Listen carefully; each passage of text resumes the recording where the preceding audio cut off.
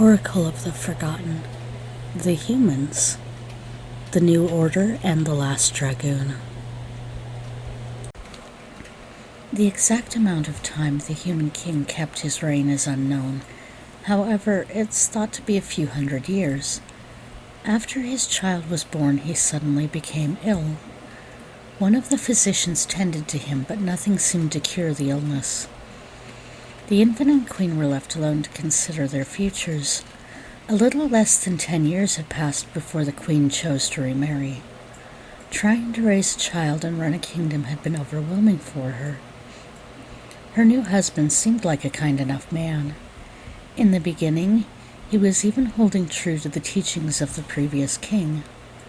Suddenly, the queen fell ill. She did not survive for long. It seemed that her husband had poisoned her and even her previous husband in the attempts to rule the land. This was only learned after the prince became king. He had been chosen simply because he was born into, rather than married into, the role of prince of the land. Things outside the castle began to change. Rumors of demons, spirits, and wild beasts came in from the far lands. Some even said they were the fallen who managed to die in the wastes of the scorched lands.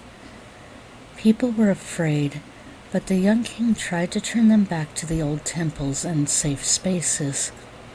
It became unsafe to travel at night, but it seemed most of the spirit attacks were on open road or in darker places. The people began to light all of the critical caravan roads, trails, and even the caravans themselves for their journeys. Still, the rumors didn't stop. They said that pregnant women were beginning to give birth to premature demonic children. Some evolved quickly, others remained deformed creatures that would later be destroyed by the villagers. With some coaxing, it became quite clear that these women had been taken against their will by the demons who had been attacking random places across the land. The king, barely past his teens, decided to lead a task force to investigate these rumors. Some dated back even before he'd been born. Unlike his father, the boy had brown hair mixed with white. Still, the white hair was common enough in his family, no one ever questioned it. His eyes were an odd mix of blue and white, sometimes looking more pale and others more intense. As he prepared to travel to nearby villages, he also set into place a council to take control of his lands while he was away.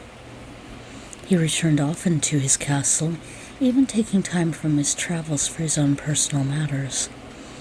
He wandered to the far villages, where he met an extremely unique individual. Up to that point, every demon they'd met was instantly out trying to kill them. This one had showed up with a gift of food and supplies to a roadside tavern he happened to be staying at. When he sent his men to fight her, she fought his men to the ground quickly, but she didn't kill them. Rather, she gave some coins to the owner of the tavern and apologized, then left quickly.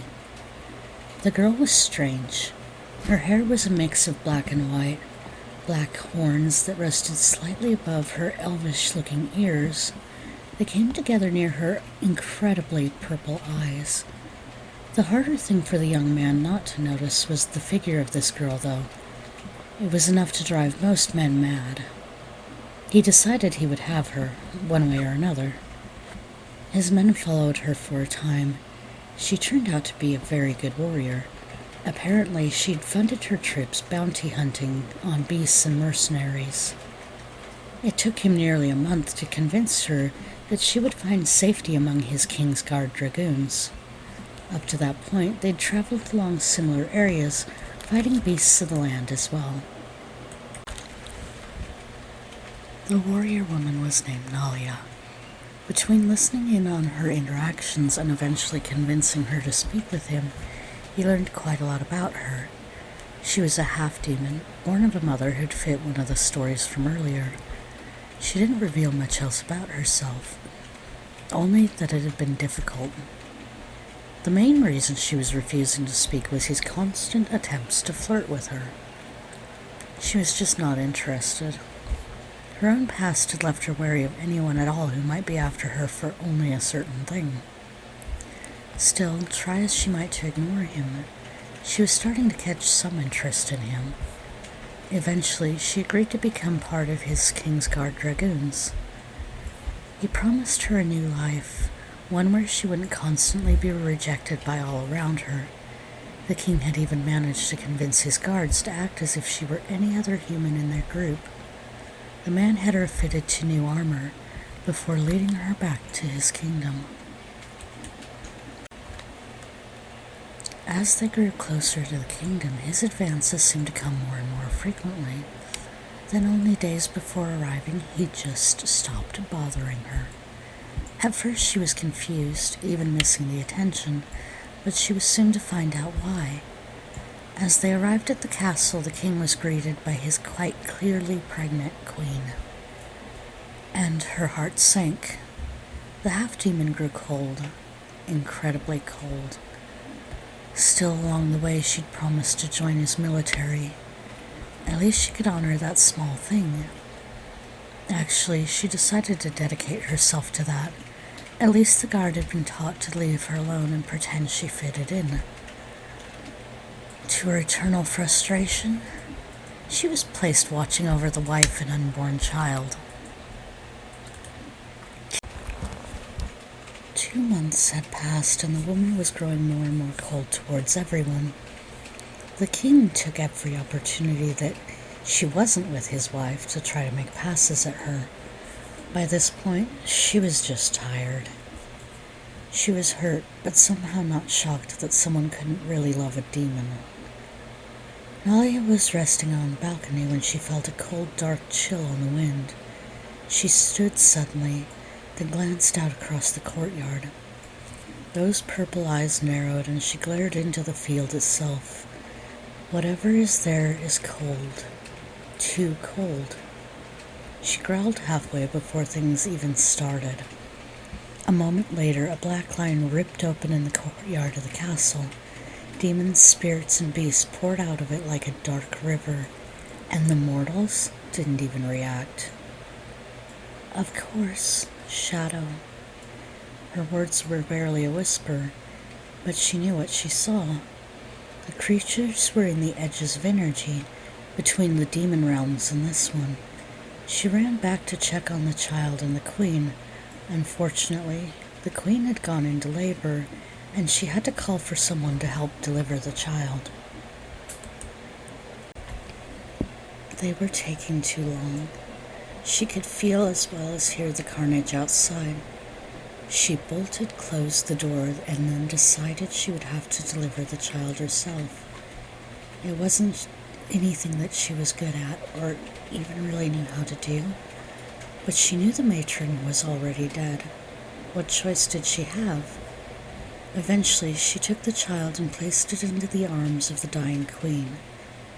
There had been complications. The stress of the birth had her nearly gone from the world already. Nalia didn't have time to clean the blood off when the doors ripped open.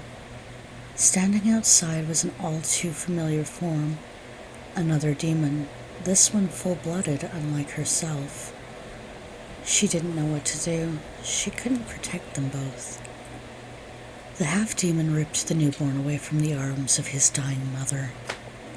As a blast tore apart the room, she wrapped the child up tightly against her. Everything was on fire, but the infant lay safe in her arms. She rolled away from the room, using the smoke from the fire to reach the balcony. The child let out an awful cry, the first of many and fair proof that he was still alive, despite the situation. For the first time since she was a child, she spread her wings. Large wings appeared as if emerging from her small form. White wings at the top, fading to gray, and then black feathers towards the base of them.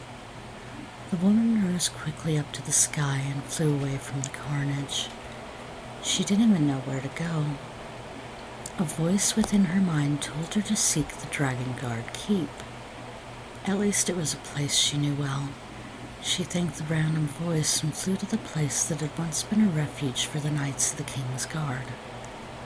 It even housed the entire history of the Dragoons.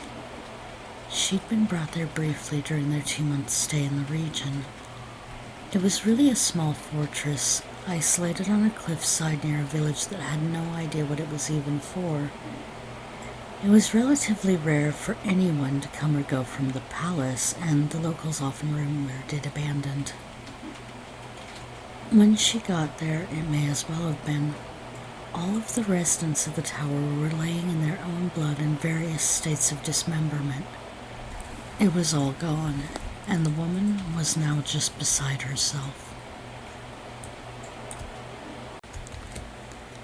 She had failed in her mission to save the queen. She knew the king had already fallen, and now this place too. Nalia took her armor off and placed it onto the stand nearby. She didn't feel it fit her anymore. She then wrapped the small infant who was crying horribly in her cloak. The half-demon folded her wings, which quickly seemed to disappear from reality as she did. She ducked into the hallway and then fled over a land bridge to the nearby village. It wasn't long before the wailing of the child brought her something she didn't even realize she needed. A young mother who'd been crying at the graveyard nearby. She heard the child and came running, demanding to know why the stranger had not fed him. She didn't seem to care that the girl she was yelling at had horns, or honestly anything else about the situation. Nalia talked with the woman who took the child from her to feed it for herself. She told the stranger she'd found it among the dead in the tower nearby. No one ever went there, and the woman didn't question it. She offered to travel with the half-demon to make sure the newborn was properly cared for. After all, her own child had died from disease only a few days earlier. She claimed she had no reason left to live. She pleaded with her to let her care for the child. The woman said her name was Rosea. A part of the half-demon wanted nothing more than to leave the child with this new woman and just wash her hands of it all. Some voice of reason and honor within her said otherwise. The small trio traveled to the far reaches of the land, entirely across the continent. The former Kingsguard continued her job. She destroyed anything along the way that tried to attack the adoptive mother or her quickly growing infant. As they traveled, the two women formed a bit of a friendship. The mother asked Nalia for more information about her young son. Nalia told the woman that her son had been named for the previous king, Odilon Banneret. Some may have found that strange, but they'd been hearing rumors of the king's death across the land. Her companion never asked much more. When Rosea and the young Odilon made it off to the far village, both were exhausted. The locals were wary of strangers, fearful of the attacks that had ravaged all the nearby villages. If not the demons and beasts, it was the raiders. By this time, the young half-demon had learned to hide her horns, although it was quite painful for her herself. She normally just kept that cloak over them.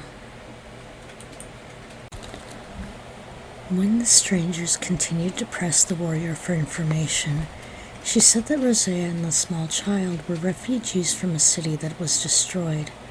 She told them she was only dropping off the girl and baby, and then she planned to travel north to the high mountains.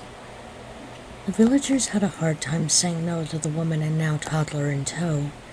They agreed to allow them to stay, but the warrior needed to move on. So it was. Nalia left for the high mountains. A few more years passed, and she went back to check on the hidden prince. She'd had a horrible nightmare. When she arrived, she noticed the village had been burned.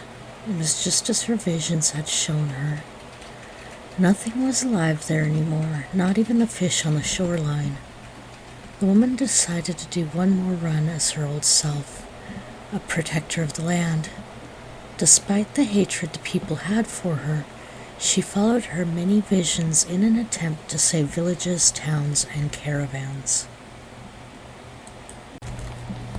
Unfortunately, her adventures nearly never ended the way she wished. As soon as the humans saw her, many panicked, fled, some even ended themselves to be saved from the evil demon. She took to wandering, collecting bounties, and mostly staying hidden. Through a lot of effort in hiding her horns in nature, she even made a few friends. This included the owners of the tavern where she had first met the king. In fact, they didn't even make her hide her presence from them. She was allowed to be herself. Still, she would continue to wander, never truly settling for 80 more years. She was nearly 100 years of age now, still young by all the terms of her people. The New Order had already taken over the land entirely in those 80 years. During that time, Nali had kept track, hunting down high-ranking members in the effort to slow the inevitable. She knew they were corrupting the land. She was always on the wrong side of them. However, her hatred for them only grew when she learned the truth. The New Order were the ones who'd been opening the barriers between the worlds. They were allowing in the beasts, demons, spirits, and even monsters that were attacking all the villages in their land. They allowed these creatures to insult, assault, and ravage entire villages, then showed up with a cure and protection, closing the portals in exchange for absolute compliance from the villages they took over. The half-demon hated it. She cared about others whether she meant to or not. She often was in hiding, but still found herself freeing slaves, fighting bandits, and even removing mercenaries hired to oppress parts of the land. The temples of the Old Way were mostly fallen. Vague memories of her mother and the stories of her father as a champion of the Old Way still sometimes crept into her mind. There were no more champions, the same as there were no more dragoons. If anything, she and her whole history had faded from the way the world worked in under a century. Nalia rested at a nearby tavern, hidden in a dark corner as always, when she heard the stories of a great warrior. An incredible bounty for a stranger with black leather armor and brown hair with a patch of white in it. They said he was always seen with a huge weapon that no man could properly wield. Sounded easy enough to her, a poorly armored warrior with a penchant for getting himself into trouble. The description sounded weirdly familiar. It had been so long she couldn't even remember. However, the rumor she was hearing was a man that had accumulated such an impossible price on his head from the New Order itself. A bounty on a target that killed everyone who sought it? How could she resist? Not only the amount of money, but finally a proper challenge. If she could bring him back to the New Order, it was said the rewards would be impossible to measure, possibly even a kingdom of your own. She knew that they could mean any number of things. She only hoped they were good ones. If not, she had another bounty she could collect. There was one on the head of the New Order as well, a man who called himself the Prophet of the God Void. She packed up her weapon and started her quest, following another vision towards where this stranger and terrifying mortal might be. The mortal, they said, who'd raised an entire army single-handedly. A warrior, they said, killed 1,000 men and walked away with barely a scratch. A human who was impossible to kill. A warrior who had crossed several powerful, well-known kings, especially one across the far mountains. A warrior with bounties she could play off against each other if she truly wanted to. Some part of her knew this was going to lead to either a terrible adventure or a glorious end. At that moment, she was somewhat welcoming of both.